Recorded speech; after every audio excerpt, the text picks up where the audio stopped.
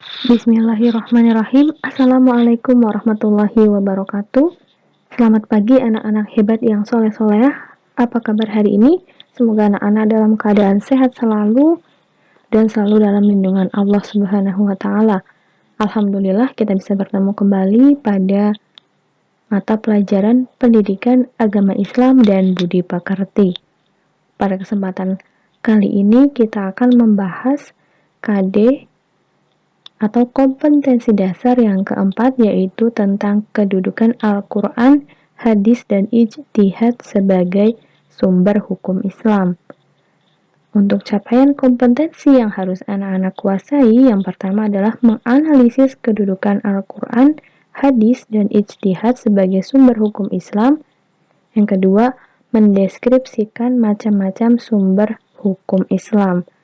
Marilah kita mulai.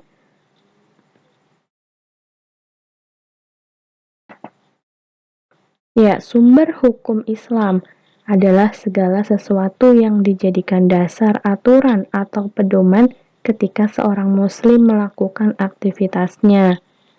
Sumber hukum Islam merupakan suatu rujukan, landasan atau dasar yang utama dalam pengambilan hukum Islam. Hal tersebut menjadi pokok ajaran Islam sehingga segala sesuatu haruslah bersumber atau berpatokan kepadanya. Hal tersebut menjadi pangkal dan tempat kembalinya segala sesuatu. Sumber hukum Islam juga menjadi pusat tempat mengalirnya sesuatu. Oleh karena itu, sebagai sumber yang baik dan sempurna, hendaklah ia memiliki sifat dinamis. Mutlak, benar dan mutlak. Dinamis yang dimaksudkan adalah Al-Quran dapat berlaku di mana saja, kapan saja, dan kepada siapa saja. Benar artinya Al-Quran mengandung kebenaran yang dibuktikan dengan fakta dan kejadian yang sebenarnya.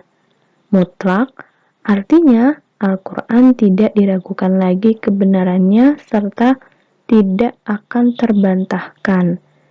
Ya, salah satu bukti nyata ya, faktanya adalah Al-Quran dengan bahasa Arab di setiap penjuru dunia. Apabila tertulis lafal Bismillahirrahmanirrahim, maka tetap akan dibaca Bismillahirrahmanirrahim, baik itu dari muslim yang tinggal di Eropa, tinggal di Asia. Nah, itu menunjukkan bahwa tadi Al-Quran itu dinamis, di mana saja, kapan saja, dan kepada siapa saja. Kemudian, sumber hukum Islam yang telah disepakati oleh jumhur atau kebanyakan ulama ada 4, yaitu Al-Quran, As-Sunnah atau hadis, ijma, dan qiyas. Dan dipertegas lagi di Quran surat keempat ayat 59 yang artinya, hai orang-orang beriman, taatilah Allah dan taatilah Rasul dan ulil amri atau pemegang kekuasaan. Kemudian jika kamu berbeda pendapat tentang sesuatu, maka kembalikanlah kepada Allah atau Al-Quran dan Rasul atau sunnahnya jika kamu beriman kepada Allah dan hari kemudian. Yang demikian itu lebih utama bagimu dan lebih baik akibatnya.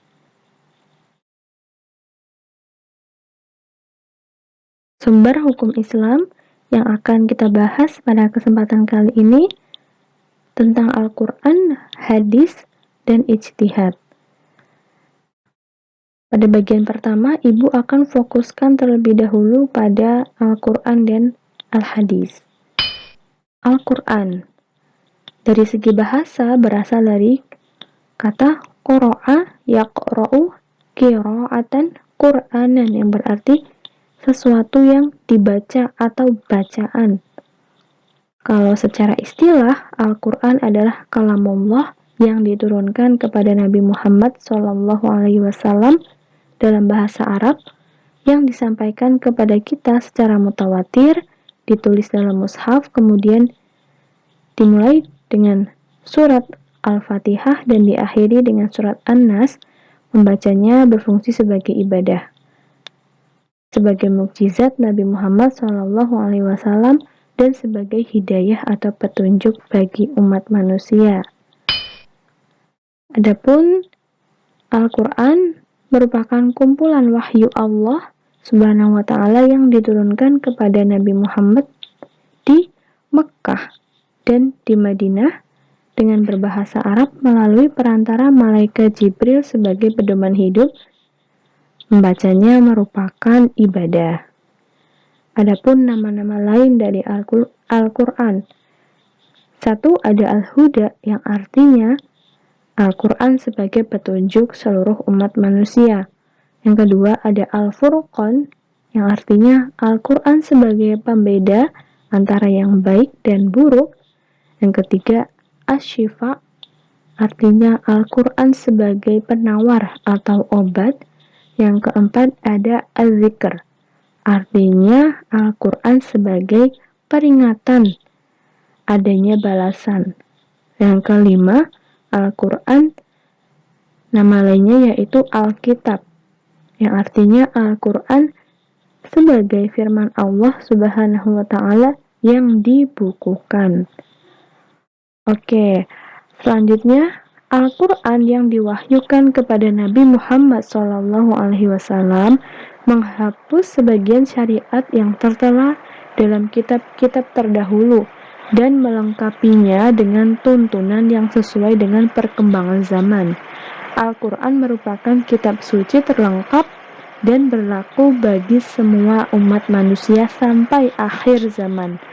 Oleh karena itu, umat muslim tidak perlu meragukannya sama sekali. Sebab telah dijelaskan dalam Quran surat Al-Baqarah ayat 2, Bismillahirrahmanirrahim. Dzalikal kitabu la raiba fihi hudal lil muttaqin. Yang artinya kitab atau Al-Quran ini tidak ada keraguan padanya, petunjuk bagi mereka yang bertakwa.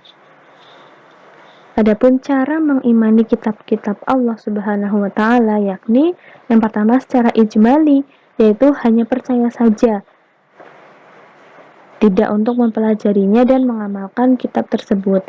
Dan ini berlaku untuk kitab Zabur, Taurat, dan Injil. Yang kedua, secara tafsili, yaitu harus meyakini akan kebenarannya dan mengetahui ajarannya dan mengamalkan ajarannya dalam kehidupan sehari-hari. Nah, untuk secara tafsili ini hanya berlaku kepada Al-Quran ya. Lanjut lagi. Selanjutnya dalam Quran surat Al-Maidah ayat 48. Mari kita simak bersama.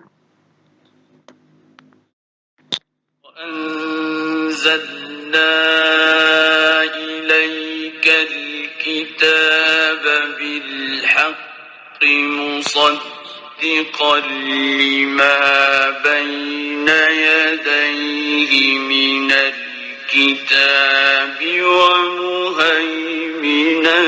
عليه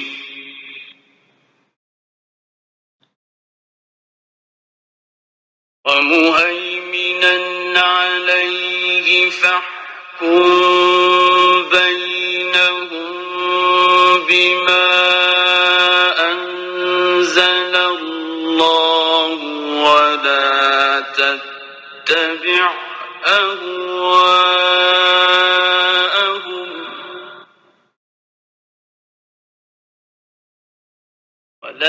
تتبع أهواءهم عما جاءك من الحق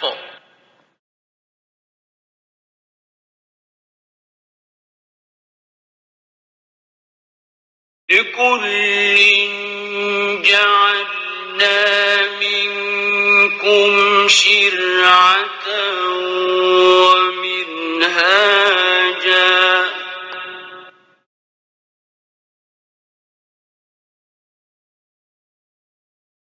ولو شاء الله لجعلكم أمة واحدة ولكن ليبلوكم فيما آتاكم فاستبقوا الخيرات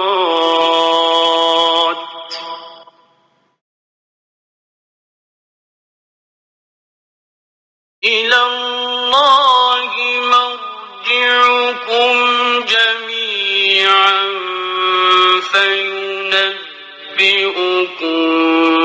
بما كنتم فيه تختلفون.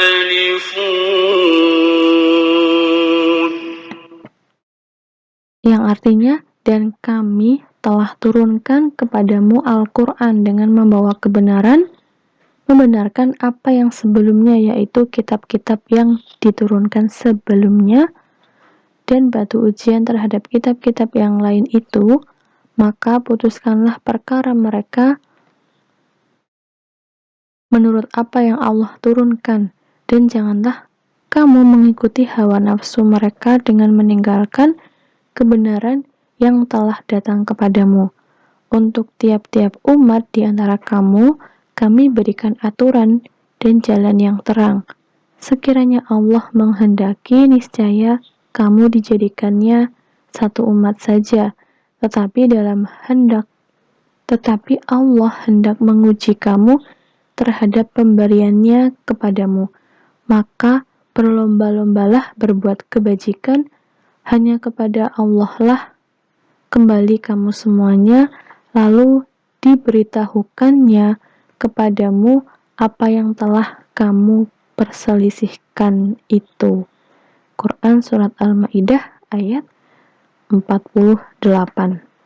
Dari ayat ini sudah jelas bahwa Al-Quran turun sebagai penyempurna kitab-kitab sebelumnya dan membawa kebenaran. Adapun penjelasan lain di Quran Surat Ali Imran ayat 3, Bismillahirrahmanirrahim. Nazzala 'alaikal kitaba bil haqqi musaddiqan lima baina yadayhi wa anzalat Taurata wal Injil. Yang artinya, Dia menurunkan kitab Al-Quran kepadamu Muhammad yang mengandung kebenaran dan membenarkan kitab-kitab sebelumnya dan menurunkan Taurat dan Injil. Quran Surat Al-Imran ayat 3.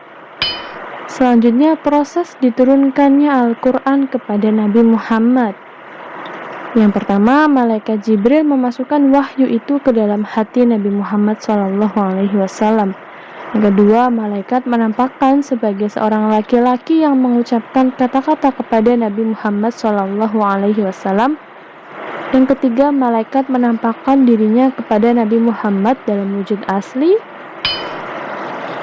Lalu manfaat diturunkannya Al-Quran bagi umat manusia. Dan kita ketahui bahwa Al-Quran diturunkan secara berangsur-angsur. Ya. Yang pertama adalah agar lebih mudah dimengerti dan dilaksanakan. Yang kedua, turunnya Al-Quran sesuai dengan peristiwa yang terjadi. Yang ketiga, memudahkan untuk diingat dan dihafal.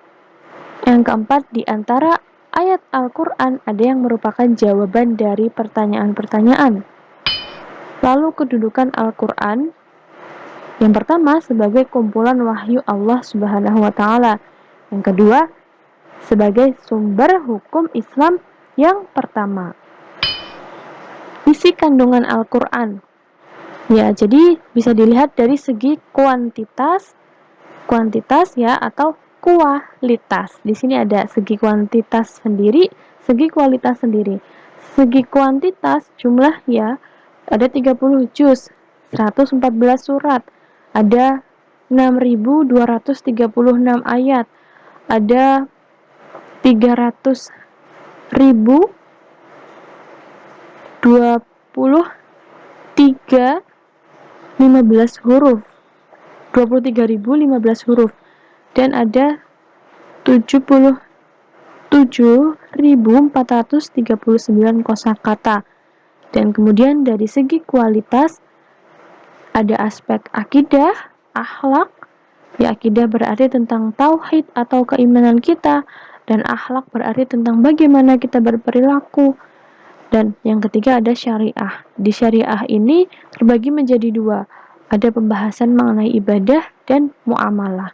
Dan muamalah ini yang berkaitan dengan bagaimana kita berinteraksi dalam masyarakat. Kalau ibadah tentunya interaksi kita kepada Allah.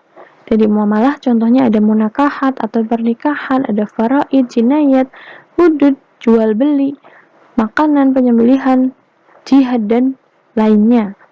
Selanjutnya tentang akidah ya. Di sini diperinci lagi, yakni mengajarkan kepercayaan terhadap Allah Subhanahu wa taala, malaikat-malaikat, kitab dan rasul, hari akhir dan takdir. Jadi tentang rukun iman. Ibadah yakni mengajarkan tentang cara-cara beribadah kepada Allah, contohnya sholat, puasa, zakat, haji, itu sudah ada ketentuannya. Lalu muamalah yakni mengajarkan hubungan antar manusia. Akhlak karimah yakni mengajarkan budi pekerti yang mulia. Tarikh, ya dalam Al-Quran juga ada tarikh atau sejarah atau kisah umat terdahulu yang bisa kita ambil ibroh atau pelajaran serta hikmahnya. Syariat yakni tentang mengajarkan tentang peraturan perundang-undangan secara menyeluruh. Jadi bagaimana nanti ketika seseorang memiliki kesalahan, lalu apakah yang harus diterima, hukumannya itu seperti apa, itu sudah ada dalam syariat.